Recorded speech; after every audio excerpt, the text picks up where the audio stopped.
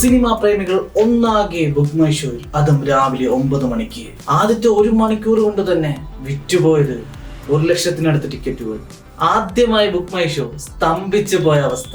അത് മറ്റാരുമല്ല, ഒരേ ഒരു പേര്, ഒറ്റ പേര്, മലയാളത്തിന്റെ സ്വന്തം ലാലേട്ടൻ. ഇന്ത്യൻ സിനിമാ ചരിത്രത്തിലെ പല റെക്കോർഡുകളും എമ്പുരാൻ തിരുത്തി കുറിക്കുമെന്ന് തന്നെയാണ് സൂചന.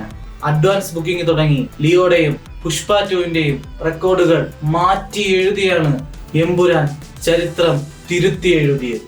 എന്തിനേറെ പറയുന്നു, ബുക്ക് മൈ ഷോയിൽ ഏറ്റവും കൂടുതൽ ആരാധകർ കാത്തിരിക്കുന്ന ചിത്രവും എമ്പുരാൻ തന്നെയാണ്. മറ്റുള്ള കൺട്രികളിലെ എമ്പുരാന്റെ പ്രീ ബുക്കിംഗ് കുറെ ദിവസങ്ങൾക്ക് മുമ്പ് തന്നെ ആരംഭിച്ചിരുന്നു. ഓവർസീസും ബുക്കിംഗും ഒക്കെ മികച്ച പ്രതികരണമാണ് ലഭിക്കുന്നത്.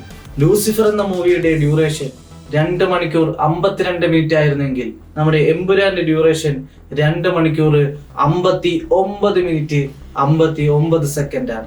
എമ്പുരാൻ എന്ന മൂവി മലയാളത്തിൽ തന്നെ ഏറ്റവും വലിയ ഓപ്പണിംഗ് റൗണ്ടുകളിൽ ഒന്നാവുമെന്നാണ് പ്രതീക്ഷിക്കുന്നത്. ടിക്കറ്റ് വിൽപ്പന തുടങ്ങി നിമിഷങ്ങൾക്കുള്ളിൽ തന്നെ അമ്പരപ്പിക്കുന്ന കാഴ്ച ബോക്സ് ഓഫീസ് കളക്ഷനുകൾ മാറ്റിമറിക്കുമെന്നത് ഉറപ്പ് തന്നെയാണ്. അഡ്വാൻസ് ബുക്കിംഗ് തന്നെ 20 കോടി കടക്കുമെന്നാണ് ഓൺലൈൻ ട്രാക്കർമാർ പറയുന്നത്.